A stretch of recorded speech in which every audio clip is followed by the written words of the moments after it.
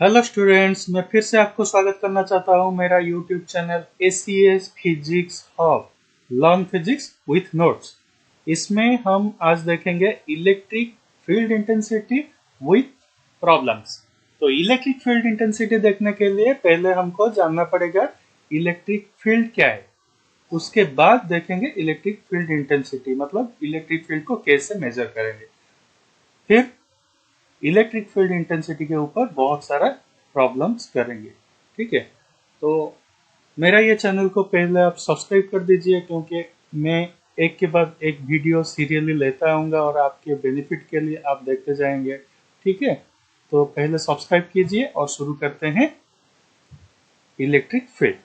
तो electric field को जानने के लिए पहले हमको समझना पड़ेगा, अगर कोई पॉइंट में कोई भी चार्ज का एग्जिस्टेंस है तो इसके आसपास वाला जो एरिया रहेगा, ये वाला एरिया वो मॉडिफाइड हो जाएगा। मॉडिफाइड किसके लिए होगा? दूसरा चार्ज के लिए।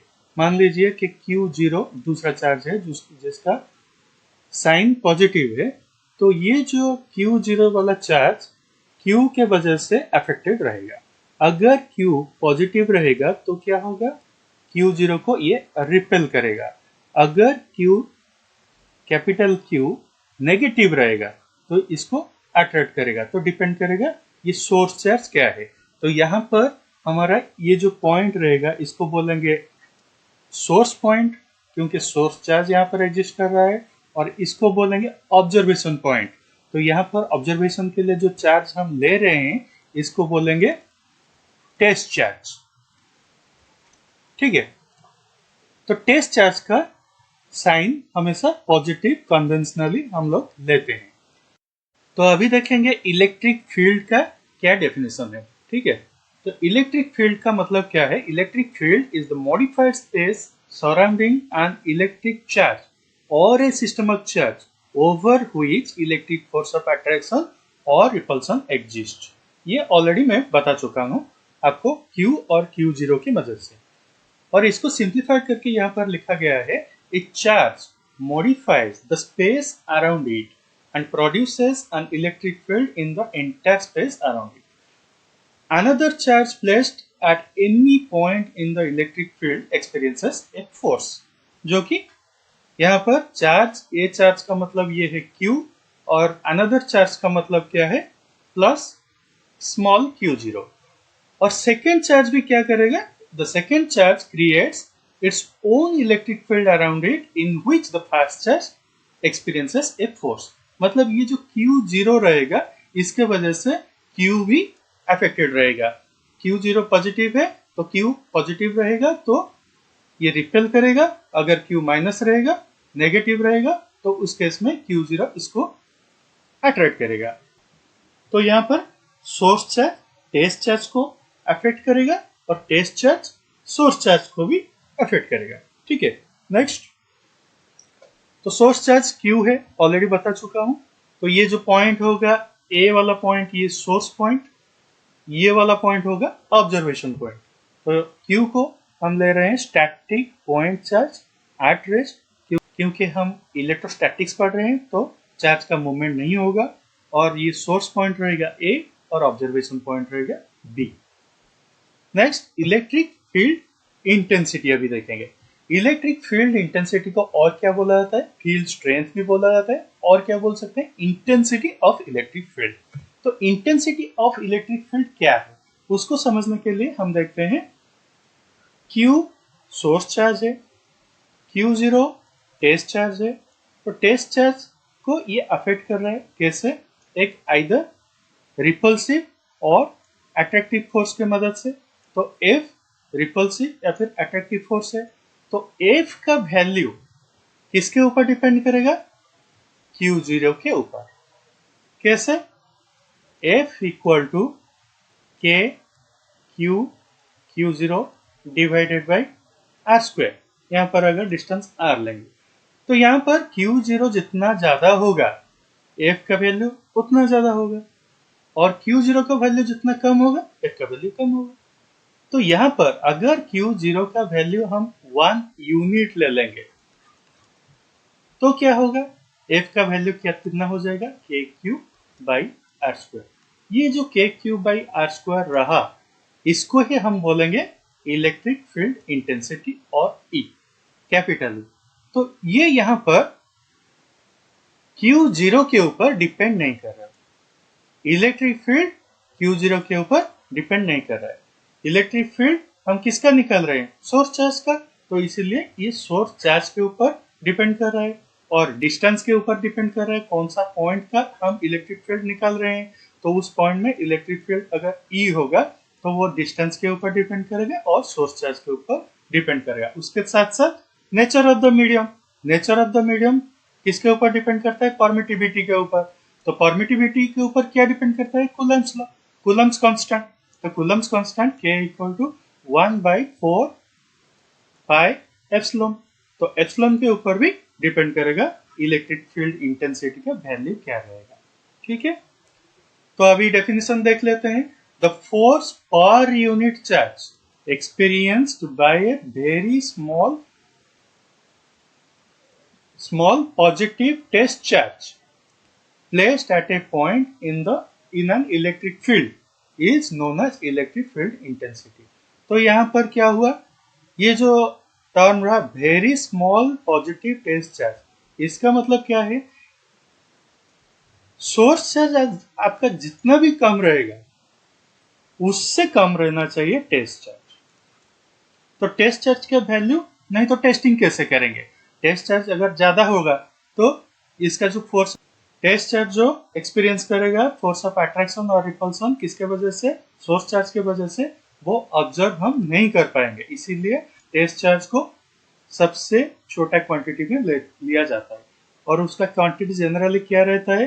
Plus Q0 tends to 0।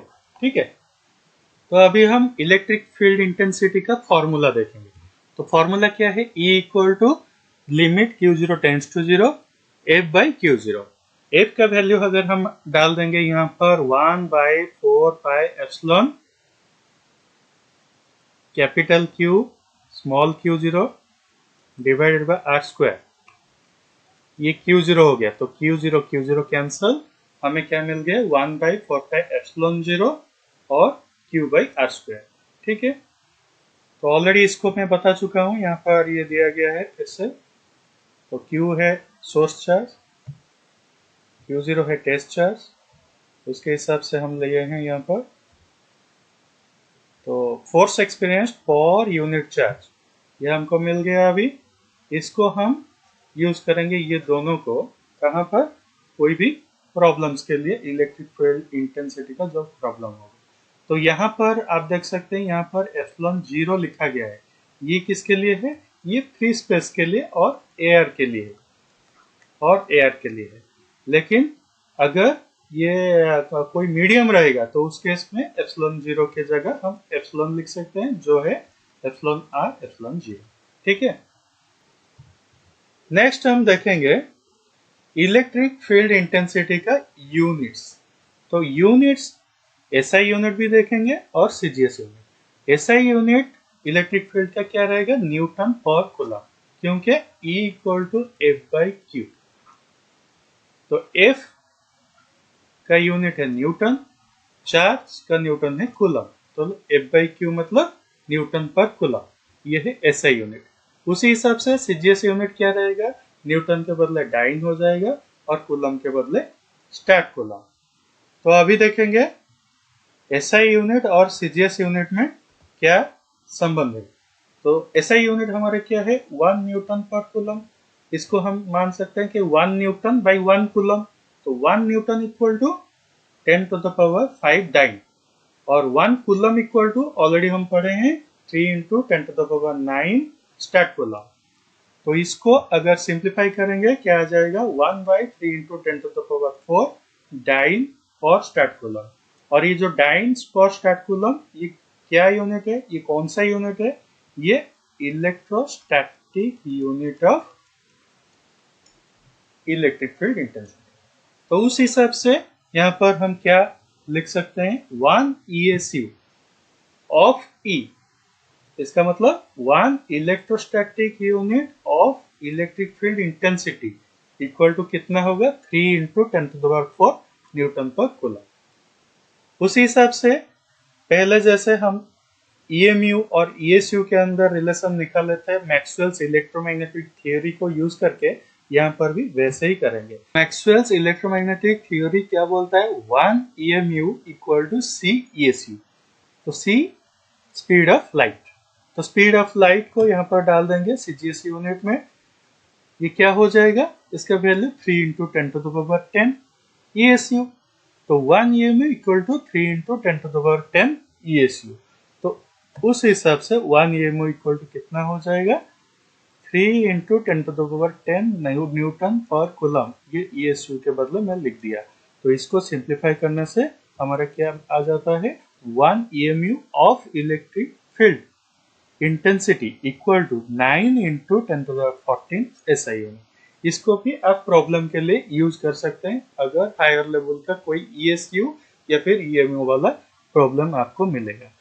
फिर देखेंगे dimension of electric field intensity. Dimension of electric field intensity just हमें पुट करना है F बाई क्यू के जगह F का डायमेंशन और Q का डायमेंशन। F का डायमेंशन है ML T to the power minus का है IT। इसको सिंप्लीफाई करने से क्या आ जाता है? ML T to the power minus 3 और I to the power minus 1।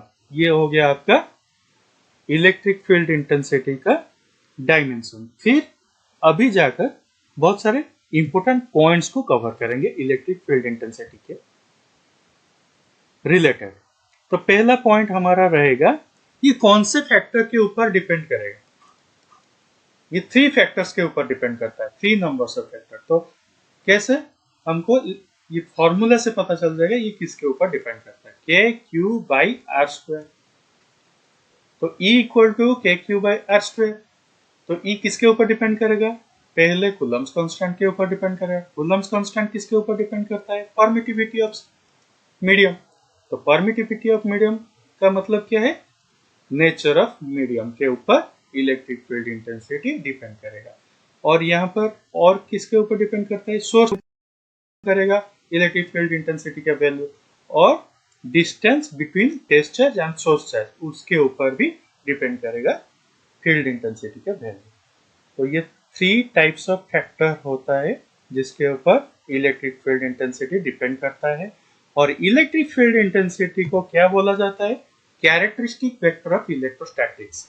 क्योंकि ये सबसे इंपॉर्टेंट क्वांटिटी है इलेक्ट्रोस्टैटिक्स को स्टडी करने के लिए, इसीलिए हम इसको बोलते हैं कैरेक्टरिस्टिक वेक्टर ऑफ इलेक्ट्रोस्टैटिक्स। और इसका जो वैल्यू रहेगा ये नॉन यूनिफॉर्म रहेगा through out the field, electric field. मतलब अगर Q एक चार्ज हम लेंगे तो इसका जो वैल्यू रहेगा इलेक्ट्रिक फील्ड इंटेंसिटी का, अगर यहां पर एक लेंगे E1, यहां पर लेंगे E2 और यहां पर लेंगे E3, तो ये जो डिस्टेंस है ये अलग अलग है, डिस्टेंस अलग अलग है। इसका मतलब क्या रहेगा? अगर ये मीडियम कांस्टेंट है और टेस्ट चार्ज भी कांस्टेंट है तो उस हिसाब से E किसके ऊपर डिपेंड करेगा? R1, R2, R3 के ऊपर। तो उस हिसाब से क्या हो जाएगा? E1 not equal to E2 not equal to E3। उससे क्या पता चलता है? Electric field is non uniform around a source charge. ठीक है, हर एक पॉइंट में अलग अलग रहेगा, लेकिन अगर डिस्टेंस इक्वल रहेगा तो उस केस में हो सकता है कि इसका जो फील्ड इंटेंसिटी का वैल्यू वो कांस्टेंट रहेगा। तो यहाँ पर और एक चीज लिखा गया है, but it remains constant eight a particular point with time. इसका मतलब क्या है? एक पॉइंट P यहाँ पर ले लीजिए। यहाँ पर अगर इलेक्ट्रिक फील्ड इंटेंसिटी का वैल्यू E0 है तो इसका जो डायरेक्शन और मैग्नीट्यूड E0 का रहेगा वो कांस्टेंट रहेगा as long as this Q position is fixed, capital Q's position is fixed and this point of observation is fixed. Okay, next क्या आएगा? ये जो हम बार बार बोले कि डिस्टेंस के ऊपर डिपेंड करता है इलेक्ट्रिक फील्ड का वैल्यू, तो वो कैसा डिपेंड करेगा? आर अगर जीरो होगा तो यहाँ पर E equal to K Q by R square है, तो आर को अगर जीरो ले जाएंगे तो E का वैल्यू क्या होगा? इनफाइनाइट। अगर आर का वैल्यू इनफाइनाइट होगा तो यहाँ पर डिनोमिनेटर में अगर आर का वैल्यू इनफाइनाइट हो जाता है तो E का वैल्यू क्या होगा? जीरो। ठीक है। नेक्स्ट अभी ग्राफिकल प्रेजेंटेशन इसी को करके देखेंगे, आर के ऊपर कैसे डिपेंड करता है उसका ग्राफिकल प्रेजेंटेशन करके देखेंगे। ठीक है। पहला graphical presentation E versus R. तो E वर्सेस आर अगर हम देखेंगे तो ऑलरेडी हम देख चुके हैं कि E का वैल्यू जब कम होता है आर का वैल्यू बढ़ जाता है, और आर का वैल्यू जब कम होता है E का वैल्यू बढ़ जाता है। ये ऑलरेडी हम देख चुके हैं। तो उस हिसाब से आर का वैल्यू जब कम होगा तो E का वैल्यू ज्यादा रहेगा, और आर का वैल्यू जब ज्यादा होगा तो E का वैल्यू कम हो जाएगा। इस टाइप का इसका ग्राफिकल प्रेजेंटेशन हो जाएगा। तो next E proportional to 1 by R square, क्योंकि हम पढ़े हैं क्या? E equal to K Q by R square. तो के क्यू अगर कांस्टेंट रहेगा तो 1 बाई आर स्क्वायर के ऊपर ये प्रोपोर्शनल रहेगा। तो उस केस में हमें क्या मिलेगा? एक स्ट्रेट लाइन। अगर प्रोपोर्शनल होगा तो हमें स्ट्रेट लाइन मिलेगा। तो इस टाइप का प्रेजेंटेशन होगा, graphical presentation. Field intensity at a point due to charge distribution और सुपरपोजिशन ऑफ सेवरल चार्जेस। तो जैसे हम फोर्स के वैल्यू निकाले थे इससे पहले डिफरेंट चार्ज का प्रेजेंस के वजह से, तो यहां पर भी वैसे ही इलेक्ट्रिक फील्ड का वैल्यू निकालें।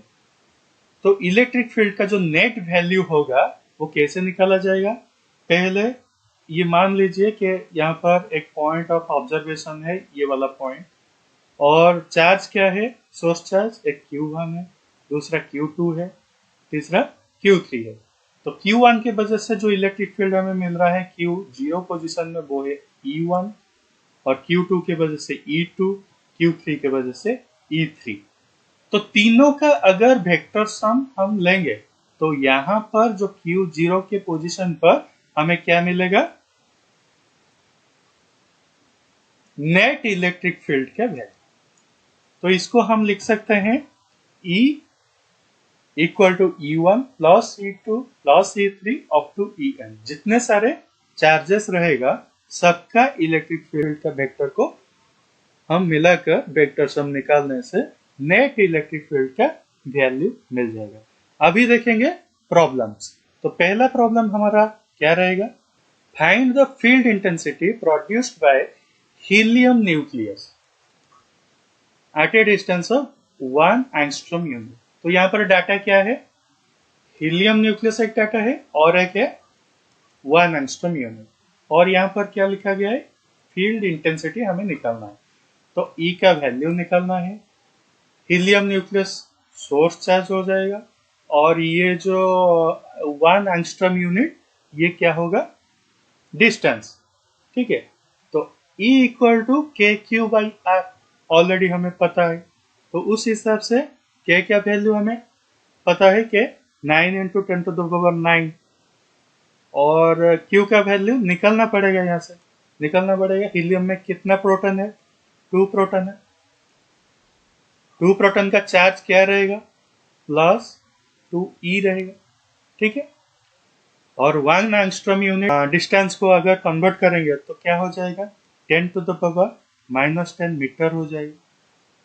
और इसका जो अगर कूलम में देखेंगे, इसका चार्ज को अगर प्रेजेंट करेंगे तो क्या होगा? 1.6 into 10 to the power -19 coulomb into 2। ठीक है। तो ये आ जाएगा सोर्स चार्ज का वैल्यू, और के का वैल्यू तो पता है 9 इंटू 10 टू द पावर 9। ठीक है। तो अभी इसको लेकर पुट कर देंगे इलेक्ट्रिक फील्ड इंटेंसिटी का वैल्यू निकालने के लिए उसका फॉर्मूला में। ठीक है। तो फॉर्मूला में पुट करने से क्या आ जाएगा? यहाँ पर आ गया कूलम्स कांस्टेंट का वैल्यू। क्यू का वैल्यू कितना आ जाएगा? 2 इंटू 1.6 इंटू 10 टू द -19। तो ये क्या हो गया? 3.2 इंटू 10 टू द -19। और ये जो डिस्टेंस क्या था? 10 टू द पावर -10 मीटर। इसका स्क्वायर यहाँ पर ले लिए तो इसको सिंप्लीफाई करने से क्या आ जाएगा, 2.88 इंटू 10⁻11 यूनिट रहेगा, ऐसा यूनिट जो है न्यूटन पर कूलम। ये जो लिखे हैं ये क्या है, ये है इलेक्ट्रिक फील्ड इंटेंसिटी का मैग्नीट्यूड। तो डायरेक्शन प्रेजेंट अगर नहीं करेंगे तो आपका जो आंसर वो हाफ रहेगा। तो आंसर फुल करने के लिए आपको डायरेक्शन भी मेंशन करना है। तो ये जो हीलियम न्यूक्लियस जो है वो पॉजिटिवली चार्ज है, तो पॉजिटिवली चार्ज का जो इलेक्ट्रिक फील्ड रहेगा वो away from the source charge रहेगा, वो रिपेल करेगा, क्योंकि टेस्ट चार्ज हम जो लेते हैं वो पॉजिटिव लेते हैं और पॉजिटिव पॉजिटिव को रिपेल करता है। तो इस केस में हम लिख दिए हैं अवे फ्रॉम हीलियम न्यूक्लियस। ठीक है, नेक्स्ट यहां पर लिखा गया है 2 नानो coulomb charge placed at origin. Electric field निकालना है कहां पर, 2 0 0, ये कोऑर्डिनेट सिस्टम कोऑर्डिनेट्स दिया गया है, X coordinate, Y coordinate, Z coordinate. और मैग्नीट्यूड का यूनिट क्या है यहाँ पर, मीटर। तो यहाँ पर r इक्वल टू हम लिख सकते हैं, r इक्वल टू क्या हो जाएगा, 2 मीटर आई कैप। डायरेक्शन क्या रहेगा, डायरेक्शन रहेगा आई कैप, क्योंकि ये एक्स एक्सिस का डायरेक्शन में ये जो पॉइंट प्रेजेंट है। और ये जो चार्ज को हम पॉजिटिव लिए हैं क्योंकि यहाँ पर नेगेटिव साइन दिया नहीं गया है, तो इसको बाय डिफॉल्ट पॉजिटिव ही लेंगे। तो यहाँ पर ये फिगर में ऑलरेडी मेंशन किया गया है, सोर्स चार्ज का वैल्यू कितना है, 2 नानो कूलम, आर का वैल्यू है 2 मीटर आई कैप, और पी का पोजीशन ये। तो ये नानो कूलम को हम कूलम में कन्वर्ट कर सकते हैं जब इसको फॉर्मूला में डालेंगे। तो क्या हो जाएगा, ये हो गया कूलम कांस्टेंट के वैल्यू, 2 इंटू 10⁻9 कूलम हो जाएगा क्यू का वैल्यू, सोर्स चार्ज का वैल्यू, और आर का वैल्यू कितना है, 2 मीटर। तो 2 स्क्वायर यहाँ पर रख दिया, और डायरेक्शन रहा आई कैप, जो कि आर कैप के साथ इक्विवेलेंट है। तो इसको सिंप्लीफाई करने से हमें मिल गया क्या वैल्यू, 4.5 न्यूटन पर कूलम मैग्नीट्यूड, और इसका जो डायरेक्शन रहेगा आई कैप। ठीक है, next the charges of 4 microcoulomb is placed at 4 corners of A square. यहाँ पर एक चार्ज नहीं है, यहाँ पर मल्टीपल चार्ज है। कितना charge, 4 number of charge 4 corners में, और साइड कितना है, 3 metre, find the field at the centre of the square. तो इसका इमेज पहले देखेंगे। तो Q1, Q2, Q1, Q2, Q3, Q4, ये आपका हो गया 4 माइक्रोकूलम वाला चार्ज। हर एक चार्ज का वैल्यू कितना है, 4 माइक्रोकूलम। और जो इलेक्ट्रिक फील्ड सेंटर में हमको कैलकुलेट करना है, यहाँ पर O है सेंटर। तो Q1 की वजह से जो इलेक्ट्रिक फील्ड O के पास आएगा वो रिपल्सिव फोर्स होगा यहाँ पर, और इलेक्ट्रिक फील्ड अवे रहेगा। तो इलेक्ट्रिक फील्ड का डायरेक्शन टुवर्ड्स Q3 रहेगा, और वैल्यू रहेगा E1। उसी हिसाब से E2, E3 और E4 यहाँ पर मेंशन किया गया है। तो ऑलरेडी पता है वेक्टर सम हमको निकालना पड़ेगा, किसके लिए, जब नेट इलेक्ट्रिक फील्ड यहाँ पर कैलकुलेट करेंगे। तो आप देख सकते हैं ये जो Q1 का जो वैल्यू इलेक्ट्रिक फील्ड का रहेगा Q1 के वजह से, उसका डायरेक्शन टुवर्ड्स Q3, और Q3 का जो रहेगा उसका डायरेक्शन टुवर्ड्स Q1, तो ऑपोजिट रहेगा, ये पता हो गया। और सोर्स चार्ज का वैल्यू, इसका मतलब क्या है, Q1 और Q3 ये दोनों का वैल्यू भी सेम है, क्योंकि दोनों ही 4 माइक्रोकूलम है।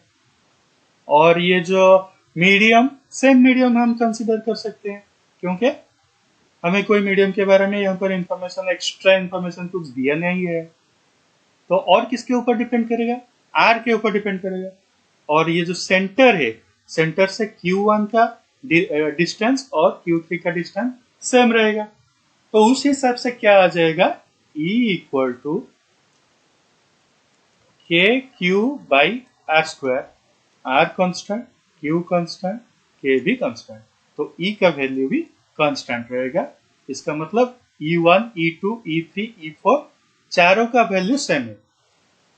और क्या मिला हमें डाटा, E1 का डायरेक्शन E3 से ऑपोजिट है और E2 का डायरेक्शन E4 से ऑपोजिट है। तो ऑपोजिट डायरेक्शन और सेम मैग्नीट्यूड, तो उस केस में जब वेक्टर सम निकालेंगे तो ये क्या हो जाएगा, नॉलिफाइड हो जाएगा, मतलब जीरो वेक्टर, नॉल वेक्टर आएगा। ठीक है, तो इसको हम यहाँ पर डिस्क्राइब करके लिखते हैं कि Q1, Q2, Q3, Q4 का वैल्यू सेम है और वो जो डिस्टेंस है इसको यहाँ पर मेंशन किया गया है, ओरिजिन का डिस्टेंस। हाँ, और magnitude of all electric field will be equal, यहाँ पर मेंशन किया गया। डायरेक्शन अपोजिट E3 का E1 से यहाँ पर मेंशन किया गया और E4 का E2 से डायरेक्शन अपोजिट रहेगा, ये मेंशन किया गया। अभी क्या हो जाएगा, नेट इलेक्ट्रिक फील्ड जब निकालेंगे तो इसका और इसका वैल्यू अगर डाल देंगे तो हमें क्या मिलेगा, जीरो। ठीक है, next 3 point charges Q1 equal to Q2 equal to Q3 equal to 4 कूलम, सोर्स चार्ज का पता चल गया। Are placed at vertices of an equilateral triangle of side 6 centimetre. तो कुछ डिस्टेंस के बारे में थोड़ा इंफॉर्मेशन हमें मिल गया है, सिर्फ ऑब्जर्वेशन पॉइंट क्या है उसको जानना पड़ेगा। What will be the field at the circum centre, तो ऑब्जर्वेशन पॉइंट क्या है, सर्कम सेंटर। तो सर्कम सेंटर से पहले देखना पड़ेगा Q1, Q2, Q3 यानी कि वर्टिसेस का डिस्टेंस क्या रहेगा। तो ये एक इक्विलैटरल ट्रायंगल है, ये जो ट्रायंगल है क्या ट्रायंगल है, इक्विलैटरल, इसका तीनों साइड सेम है। तो उस केस में आपको मैथमेटिकली ये ऑलरेडी पता है कि सर्कम सेंटर से वर्टिसेस का डिस्टेंस भी इक्वल रहेगा। ठीक है, तो अगर डिस्टेंस इक्वल रहेगा इसका मतलब क्या हो गया, E equal to K Q by R square. Distance constant हो गया ऑब्जर्वेशन पॉइंट के लिए और तीनों चार्ज का जो कंट्रीब्यूशन रहेगा इलेक्ट्रिक फील्ड ये ऑब्जर्वेशन पॉइंट में, तो यहां पर डिस्टेंस कांस्टेंट है, क्यू भी कांस्टेंट है, यहां पर क्वेश्चन में ऑलरेडी दिया गया है, और के भी कांस्टेंट है। तो हमें क्या मिला, E1 equal to E2 equal to E3। जब तीनों वेक्टर को यहां पर, तीनों वेक्टर का कंट्रीब्यूशन यहां पर जब रहेगा तो ये जो एंगल है, एंगल बिटवीन थ्री वेक्टर्स, ये भी इक्वल रहेगा, यानी कि 120 डिग्री 120 डिग्री 120 डिग्री ये एंगल। ठीक है, तो 120 डिग्री 120 डिग्री 120 डिग्री जब रहेगा तो क्या होगा, अगर फिर से मैं दिखाता हूं, अगर ये वाला हम एक्सटेंड करें आगे तो क्या होगा, ये 60 डिग्री हो जाएगा क्योंकि ये टोटल 120 डिग्री था। इसका जो डायरेक्शन इस साइड है, इसका डायरेक्शन इस साइड है, और ये जो होगा यहां पर, इसको यहां पर हम प्रेजेंट कर सकते हैं। तो ये क्या हो जाएगा, एक इक्विलैटरल ट्रायंगल, ये भी 60 डिग्री, ये भी 60 डिग्री, एक इक्विलैटरल ट्रायंगल हो जाएगा। और इक्विलैटरल ट्रायंगल जब होगा तो ट्रायंगल का साइड में हम वेक्टर प्रेजेंट कर रहे हैं। सेम ऑर्डर में अगर तीन वेक्टर रहेगा एक ट्रायंगल में तो उसका जो नेट रिजल्ट क्या आ जाएगा, जीरो। तो इसको हम लिख सकते हैं, ऐसा लिख सकते हैं, प्रेजेंट कर सकते हैं, here all the three field vectors can be represented by the sides of a triangle taken in same order, so E equal to zero, summation E equal to zero. Next question, two charges, एक charge का value कितना है 4 microcoulomb, दूसरे का value है 9 microcoulomb, और distance क्या दिया 8 centimetre apart. At what distance, मतलब यहाँ पर R का वैल्यू पूछा गया है, at what distance from the 4 microcoulomb charge will be the field intensity equal to 0। तो क्या हुआ, हम इमेज के थ्रू एक देखते हैं। तो Q1 का वैल्यू कितना है, 4 माइक्रोकूलम। Q2 का वैल्यू कितना है, 9 माइक्रोकूलम। ये जो टोटल डिस्टेंस कितना है, 8 सेंटीमीटर। तो अगर ये जो डिस्टेंस है Q0 का पोजीशन का डिस्टेंस, यहां पर हमारा नेट फील्ड कितना होना चाहिए, 0।